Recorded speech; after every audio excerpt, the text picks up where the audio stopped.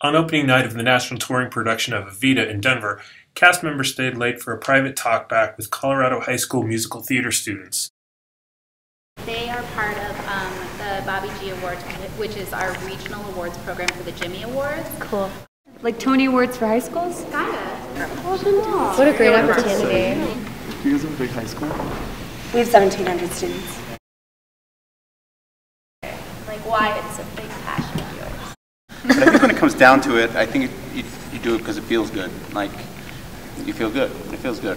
You know, that's why we do it all the time. That's why you do anything that feels good and you want to keep on doing it. And I think that's why I do it.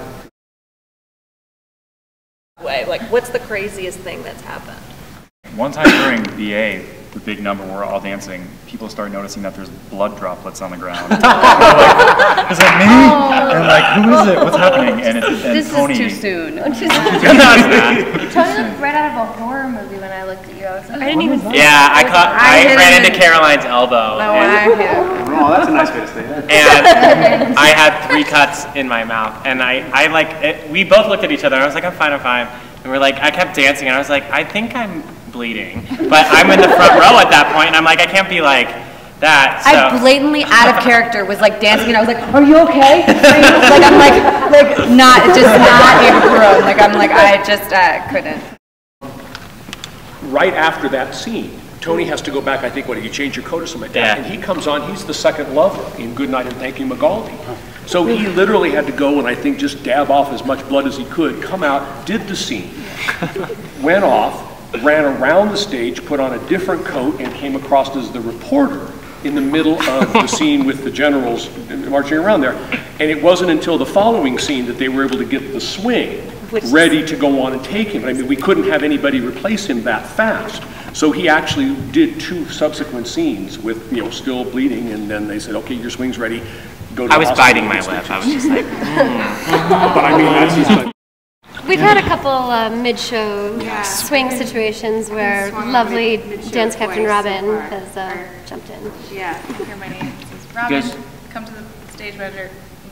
Do you know what swings are? No, we were just talking about Hit it. Swings are. What's the difference between a swing and an understudy? Okay, so an understudy usually, like you understudy 1 or 2 roles usually. A swing is responsible for essentially understudying all of the female ensemble or male ensemble if you're a man.